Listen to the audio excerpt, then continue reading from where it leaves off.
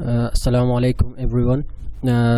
I think we have discussed regarding overview of international business.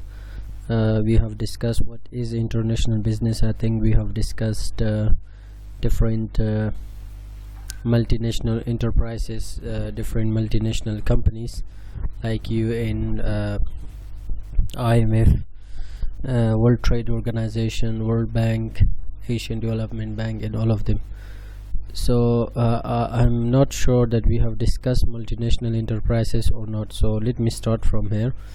Multinational enterprises, nowadays, because of globalization, which we have discussed, many companies are operating in different continents, in different countries, with different names or same names or brands. Why they are operating in different countries, what are the reason for it. So we'll discuss all these issues in this lecture, and also we might discuss strategic management in international business, or if we got time, if we didn't got time, we will discuss that in next class. So let's come, what do you think about multinational enterprises? A multinational enterprise is a company that is headquartered in one country but has operation in one or more other countries. So it's a company that their headquarter is in one country, in their operation, in their business, they are doing business in different countries, different continents. There are many examples you can find: Nestle, Coca-Cola, different brands, Momin Group, from, let's say, Alakoze. They are operating, I think, in 35 countries, based in UAE, Etisalat, MTN. There are many international brands that you can find that they are headquartered in one country and they are operating in different countries or continents or cities.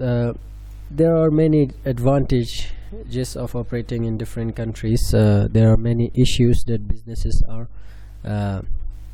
operating. So let's see.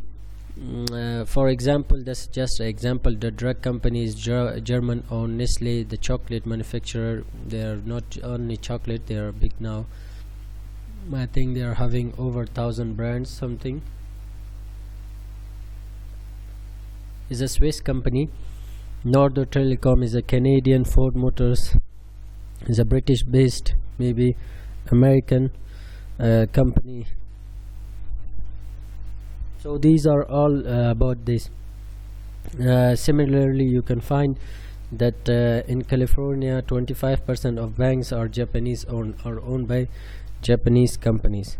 So these are all different issues for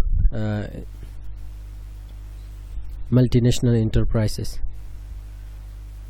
So what are the characteristics of multinational enterprises?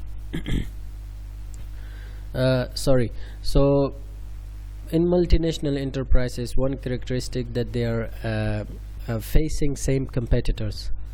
They are facing same competitor. Let's say in Europe, they are facing same competitors. In Middle East, they are facing same competitor. Most of the companies I'm talking, they are facing same competitors in USA.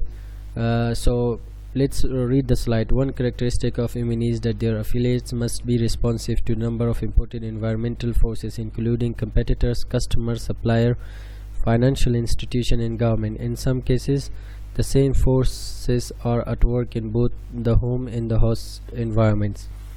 For example, many of General Motors' competitors in US market are the same as in Europe: BMW, Ford, Honda, Volkswagen, and among others.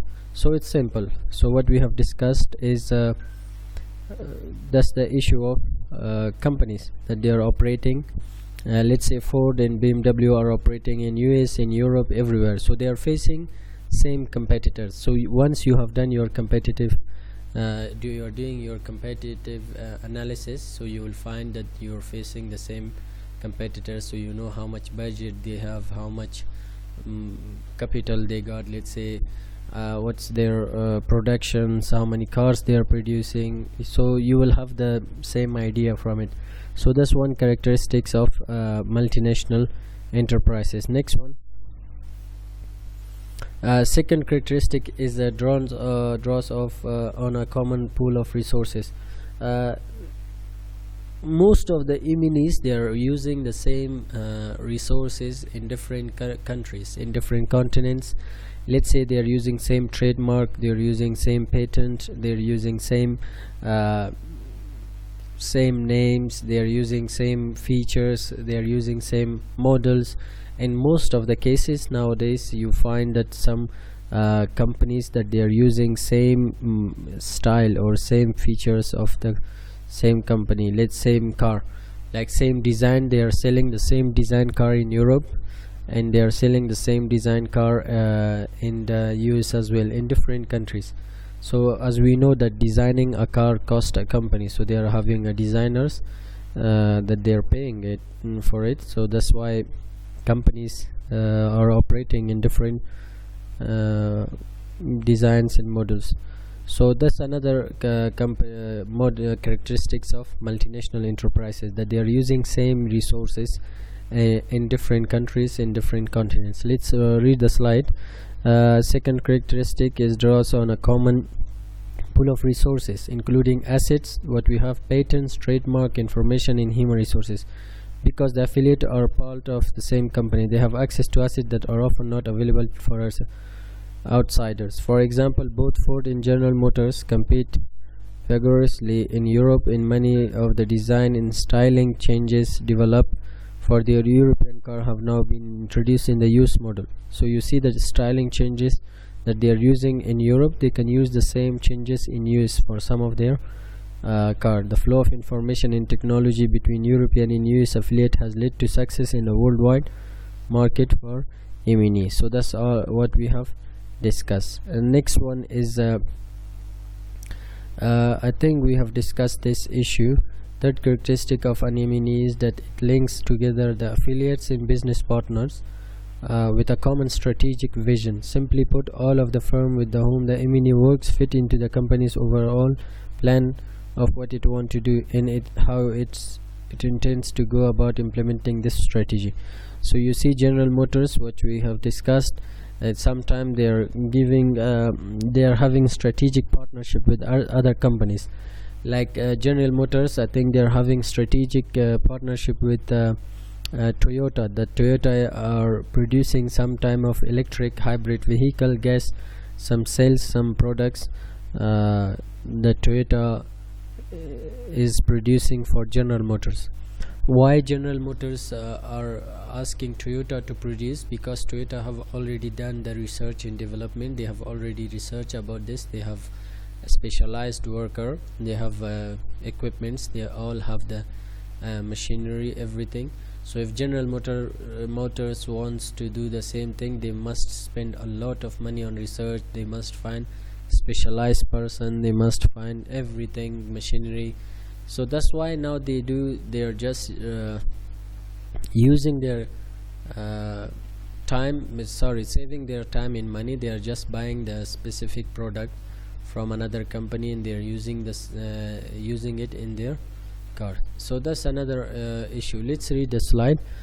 General Motors is a good example. The auto giant has announced that it is now going to rely heavily on partnership to help it grow. General Motors realized that no automaker has all of the resources for achieving leadership in every region of the world or in every product segment. As a result, the company has formed a manufacturing partnership with Toyota to conduct research and development on fuel cells and gas electric hybrid vehicle. General Motors has also created an alliance with Fuji Heavy Industry and Subaru brand that allows GM to benefit from Fuji's strength in small sport utility vehicle, continuously variable transmission in all-wheel drive system. In turn, gives Fuji access to General Motors vehicle platform and other important manufacturing technology. So that's another benefits of characteristics of MNE, that they can even join together for a specific mission for producing specific item, for doing research and development, for everything. So that's next characteristics of multinational enterprises, that they are working together in order to achieve their goals and objective.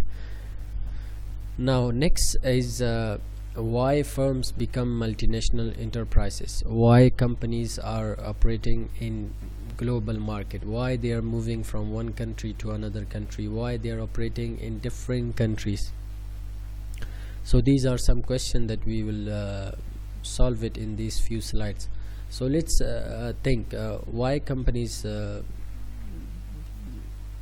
move from one country to another country.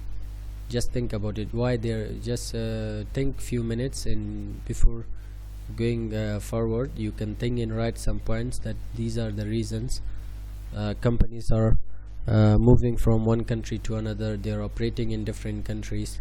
So what are the benefits of for companies to operate in different parts of the world?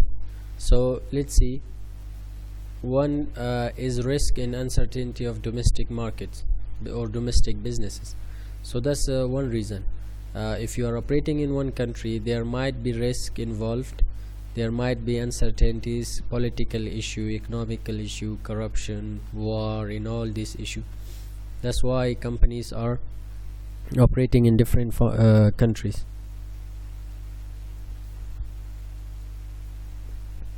So that's why you can see these companies that they are operating in different countries. They are based in UAE and they are operating, let's say, in 35 or 40 countries or continents. So if they are facing any issue, let's say in Afghanistan, they are already having a good business in UAE and some other Asian countries. So that's one reason. By setting up operations in other country, multinationals can often diminish the negative effect of economic swing in their home country. This is the form of international diversification, and it has been widely used by Japanese MNEs, for example, which have found that while their home company has been in economic slump since 1990, their US operation have done quite well. So you see that Japanese companies in 1990s were Japanese economy were facing an issue. Their economy was declining.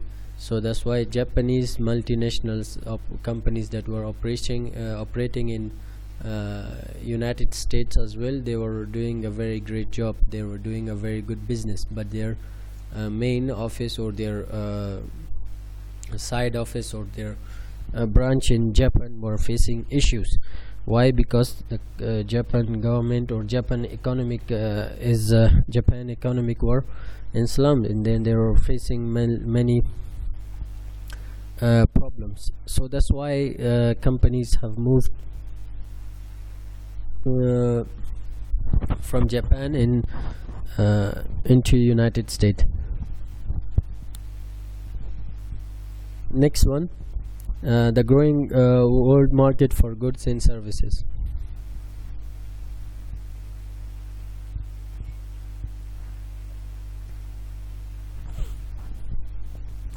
So this is another reason for why companies want to become a multinational enterprise. The growing world market for goods and services, that's I think a very simple point. So there are many global market you're facing, so you're finding new market, you're finding new customers, you're targeting different population. If you're operating in Afghanistan, you're targeting, let's say, 35 million people, but if you're also operating in Pakistan, you're targeting around 270 million people. So the total will be over 300 million people you're targeting. So if you target India, that's another billions of population. So that's a simple point.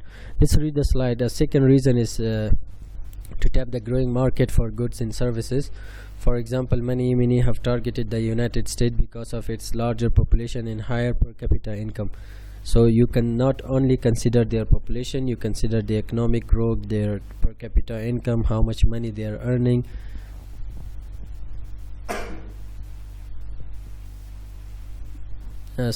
So how much money they are earning, how much is their purchasing power, how is their economic status, is how much many percent is their economic growth. And you're not only considering their population, you consider these issues as well. So it's the world's single largest market in terms of gross domestic product, and since Americans have both a desire for new goods and services and the money to buy them, the United States can be an ideal market. Yemenis are also targeting China, although per capita gross domestic product is not very high. The country's large population and growing economy make it very attractive to multinationals. In 2001, China entered the World Trade Organization, and this acceptance of international rules made China more attractive for Yemenis. So these are certain rules and regulation that enable the company to enter into foreign markets and operate in different countries. So if you are operating in different countries, which we have discussed previously, you're targeting number of people, you're targeting different populations, so you also consider their economic status, their GDP, GNP and everything. So if their purchasing power is high, their people are willing to buy everything new, they love shopping and all these things. So that's why Yemenis, they just want to move from one country to another country. Next one is reduce costs. So I think this is also a very simple point. If you're going from one country to another country, so you're reducing, you're avoiding different costs that are involved in your business. Let's say transportation cost, tariffs, tax and all this issue. So you're not doing all this issue. For example, if you're producing in Dubai and you're sending all your products to Afghanistan, you need to pay the transportation cost, you need to pay customs, you need to pay tariffs, you need to pay all this issue. But if you come to Afghanistan and do your foreign direct investment and you just invest in a country and you produce in Afghanistan and sell it in the local market, what will have you have overcome the domestic, you have overcome the customs, overcome the tariffs, tax, and you have saved transportation issues as well. So it will reduce their cost. For example, let's say Alakoze, they are operating in different countries, but they came to Afghanistan and made constructed their plant.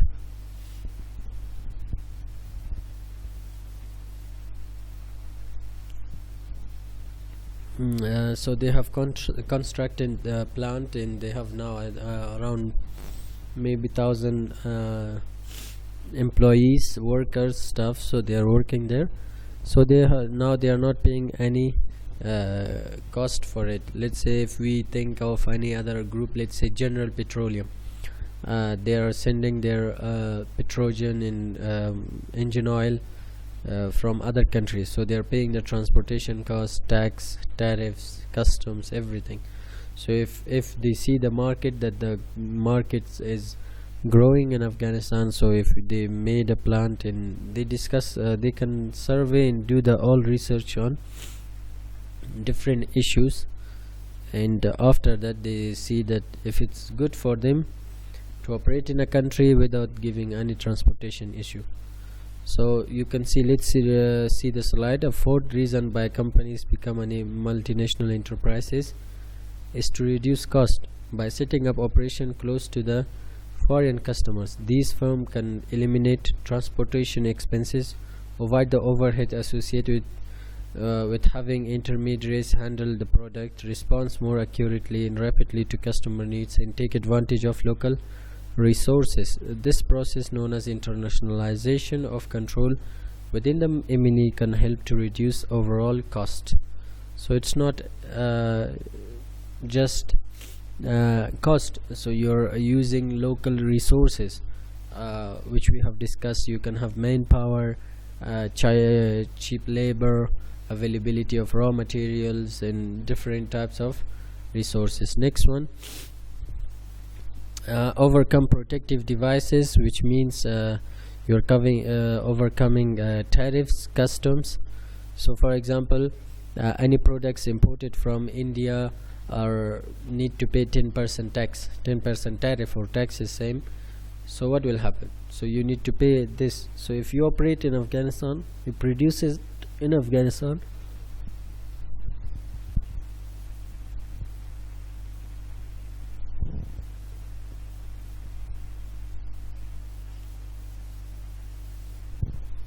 so if you operate in Afghanistan and you produce here, so what will happen? You will save these costs. So the fifth reason is to overcome protective devices such as tariff and non-tariff barrier by serving a foreign market from within. The European Union provide an excellent example. Firms outside the European are subject to tariff on goods exported to European Union countries. Firms producing the good within the European Union (EU), however, can transport them to any other country in bloc without paying tariffs. So European Union is a good example. So if you're operating in European Union, you're selling your product to whole European countries without paying any tariffs or any tax to the government or to anyone. So that's why you find that most of these companies are using this issue. So these are some examples of companies that they're operating in different countries that we might use their names. You might be very similar. The names might be sorry, the name might be similar. You see British Petroleum is Britain company, Total, which is another petroleum industry, or France, Alliance Germany, Siemens Germany, Carrefour France, Nestle Switzerland, Vodafone is Britain, Walmart USA, General Motors USA, Sony, which many people are using in Afghanistan, Sony phones, computers, accessories, kitchen accessories, electronics, TVs, they are all from Japan. So now you are using the same product in Afghanistan. People are using the same Sony products in Europe, in USA, and Middle East as well. Ford company, which is a car, is a USA. IBM, you all know IBM is a technology software company, is a USA. Hitachi, Japan. Honda is also Japan. You can see motorcycle, Honda bikes, Honda cars, and many other products of Honda. Samsung Electronics, you can also see Samsung products, TVs, phones, some other products they are having. Technologies are from South Korea. LG, fridges and TVs, phones, and all these things are also from South Korea. So these are just few examples of multinational enterprises which you can find in different part of the globe. So they are not only operating in Afghanistan or in South Korea or in Japan or USA or Britain or Switzerland. They are operating in most of the global markets, in most of the countries around the globe. So if you are using Sony phone in Afghanistan, people are using Sony products in UAE, people are using Sony products in Middle East, which people are using Sony products in Africa, people are using Sony products in Europe, they are using in USA. They might have operation, or they might send the product, or they might have a production plant in Africa, they might have production plant in the USA. So it depends. So these are some companies that they are operating in global market.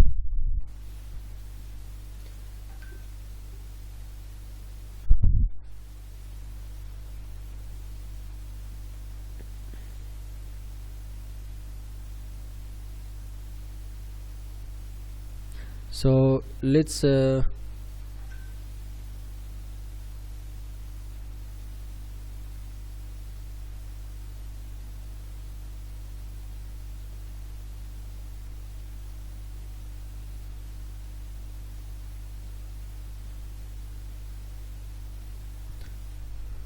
so now strategic management in multinational enterprises. I think you have studied, I'm sure you might have strategic management. Let me discuss this issue: strategic management in multinational enterprises. So the strategic management, as you can see, their main job is making strategy formulation, analyzing, implementing, doing taking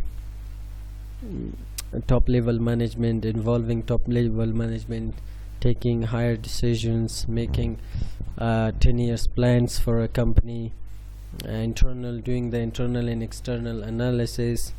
There are many different functions or jobs that are related to strategic management or top level management, what they are doing. So the strategic management process involves four major functions: strategy formulation, so they are making strategies, different strategic plans, so they are making that strategy. Implementation, they are implementing that plan. Evaluation, they are doing the analysis, is it good, bad, what happened to the plan, how much it's important, useful or not, so all these issues. And the control of operations, so they are doing the controlling day-to-day operations of a company. So that's about strategy for management. This function encompasses a wide range of activities, beginning with environmental analysis of external and internal condition and evaluation of organizational strength and weaknesses. These activities serve as basis for a well-formulated strategic plan, and be carefully. So that's all what they are doing. They are doing making strategy, they are implementing that strategy, they are following it, they are monitoring it, that strategy, they are doing analysis, is it useful or not, is it important or not, how that plan is working, what's happening on day-to-day business in an organization, let's say what's happening on day-to-day basis in an organization, and they are doing different job. So let's see how strategic management in international companies, in multinational enterprises. So which we have discussed, external and internal analysis, strategic formulation and implementation. That's very important. If a company is based in one country and wants to operate in different countries, that's the top level management, that they need to make a strategy, make a plan, that why we need to enter into that market, how we need to enter, what are the reason, what are the benefits. They must do all the research, market research from that country. They must do their analysis, external analysis of the country. And external analysis, which we might have discussed, they are using postal, political, economical, social, technological issues. They need to consider the country's different economic status. Internal analysis, they need to have what are their weaknesses, what are their strengths, what they are doing, do they have money, how much money, capital they have got, how much budget they have got, from where they're, if they're facing with the shortage of resources, from where they will get money, from where they will get resources, from where they will get capital. Do they want debt, loan, let's say equity finance or debt finance, which you have discussed in financial management, from where they will get money. So they need to consider all these issues. So now you see that strategy formulation, creating 3 points: review current situation, they need to review their mission, objective in strategy, what are their objective, what are their strategic next, doing organizational external analysis, strength and weakness, industry, external environment, opportunity and threat, develop a new strategy and implement strategy, and evaluate the result, what are the result of that strategic. Now step in strategic management process. These are few steps that companies are using for it. So let's see,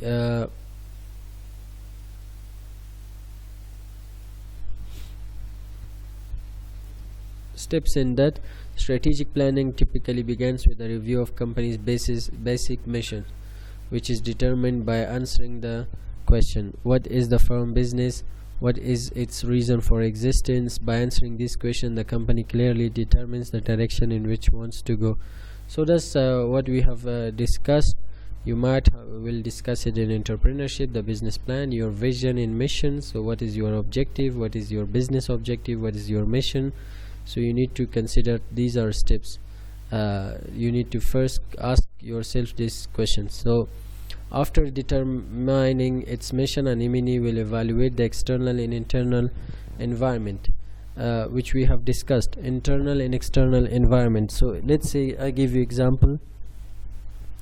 If you want to operate in India, so what you need to do? You must consider you must do the external analysis. You must consider their economic. You must do their economic analysis. You must do research on their economic issues, on political issues, on technological issues, on cultural issues, different things. So if you are operating in India, you need to consider their GDP, their economic growth, their political situation, their economical situation, their country's GDP and GNP, their culture, their environment, their rules and regulations, the competition, their competition level, competitive analysis. So you must do all these external analysis from India. Some companies, they are operating, they just hire a consultant to do their analysis. Some company they visit by themselves. So it depends on different policies in different companies are using. So you must have a knowledge of business. Next example, I think you might have noticed that in 2014 the withdrawal of foreign forces were a big issue for most companies. So you see the elections in Afghanistan, why most businesses, companies, well-known brands or big companies, they don't want to come and invest in Afghanistan. Reasons is economic issue, political instability in a country. So that's why economic issues as well. Their economic is not stable, money issue in all this, currency in all this issue. So they are doing the analysis and they have realized that this is an issue.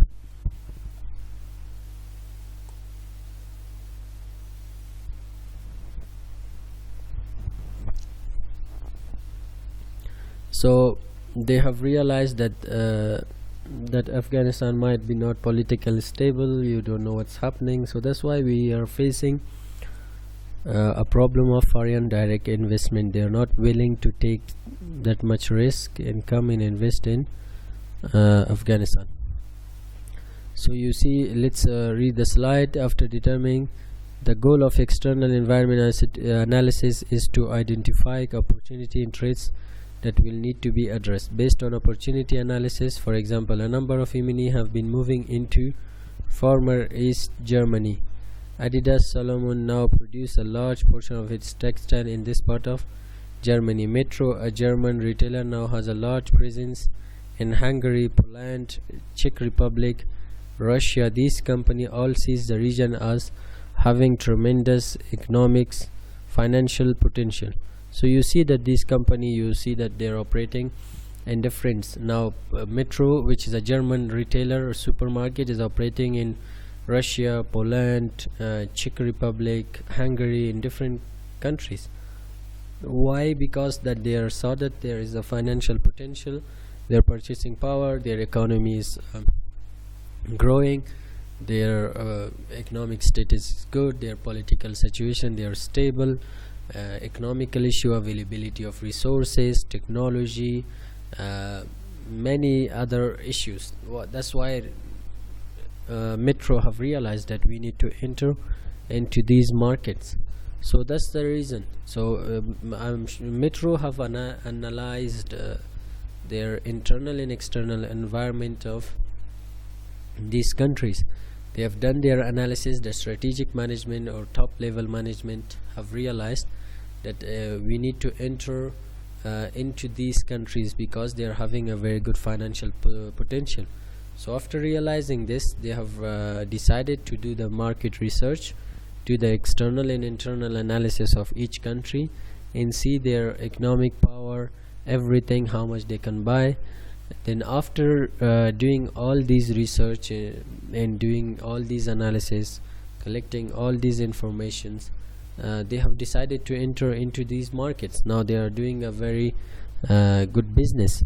So that's the issue of strategic management. So if you are working in a top level management in a company, or you are having your own company and you decided to enter into another country, enter into another market, so you need to do all these analysis. So you can use different models. You can use PIST, you can use PISTL, you can use Porter 5 forces, you can use different frameworks and models to analyze the market and evaluate your findings. So after you have done your market research, then you do your analysis, then you decide, then you enter into that market. So these are issue. So the purpose of internal environment analysis is to evaluate the company's financial and personal strengths and weaknesses. Examining its financial picture will help the MNE decide what it can afford to do in terms of expansion in capital investment. So once you have finished with your external, if you have done with your external analysis, the next most important point is your internal analysis. In your internal analysis, what you need to do is you need to do all your research on your strengths and weakness. How much money do you have? Do you have capital? Do you have money for expansion? Do you have personnel for expansion? Do you have manpower for expansion? Can you control? In all these issues, you need to consider it, and you need to keep in mind that yes, we have let's say we want to operate in India. We need $1 million budget. Yes, we have that budget. Yes, we have manpower. Yes, we have a person who will be responsible for our Indian market. So all these issues you need to consider internally. So if you don't have money and you enter into the market and you don't have a capital and you face the issue shortage of capital, so what will happen? You will fail. So that's the issue. You need to have an extra budget for marketing, management, hiring, location, office, rent, and all this issue. You might be not successful for 1 year. You might not be successful for 6 months. You might not make money. You might not have budget. So all this issue you need to consider regarding internal analysis. So that's all about strategic management, multinational enterprises. So let's review all these slides which we have discussed. We have discussed multinational enterprises. What are multinational? Which company you can call a multinational enterprise or multinational corporations or MNCs? It's all the same thing. So there were some example characteristics. Which characteristic they are having? They are using same resources. They are facing same competitors. They are having affiliates. They can do a strategic partnership with another companies. Now then we have discussed why firms become multinational, why they want to go to another country. These are a few points which I have done my research on different books in articles or journals. You can find more points in Google, in YouTube, or in other books you can find, and you can do your more research. So that's another reasons: growing market for goods, reduce costs, overcome protective devices. These were some examples of multinational companies which are operating in a whole globe, in different countries, in continents that they are based in these countries. So then we have studied strategic management in multinational enterprises, which we have discussed that their job is to do the strategic formulation, strategic implementation, evaluation and control of operation. They need to do the internal and external analysis. These are certain steps that they are doing. So these are overall about multinational enterprises in their analysis. So strategic management, which we have discussed, top level managements have more responsibility. So they, because of one wrong decision, they might fail the whole company. So if you are not taking serious, if you don't do research on based on facts and evidence, and you do the you don't do the market analysis, you don't do the external and internal analysis, and you just realize that yes, we need to enter into another country, and you have entered, you failed. So you have wasted your time, money, you damage your brand image, and different issues for company. So if you are in top level, you need to consider all these issues. For example, if you are working in an organization or in a company, if you start working in an organization or in any other company and they ask you to do the market analysis, external and internal analysis, so you should know that what you need to consider in external analysis, and what topics or what are the areas which you need to consider in internal analysis. I've said that you can use models and framework for internal analysis and also external analysis. So I hope you have learned this. So I request you all, please be very careful for your studies. Just don't think that, oh, it's just online, leave it, we don't want to study in all this issue. So I request you all, please listen to the whole slide. I'm sure that you need to pay like internet in all this issue. Do your own research, find some more articles, read books. You're still having time because you're not coming to university, so you still have time. You can read at home and follow the slides, because I don't think so we will get a time to revise all these things in offline classes. So you might just come for exam and give exam and go to another semester. So I hope you follow all these lectures in completely, so there will be not any issue in your exam. Thank you very much. See you in next class.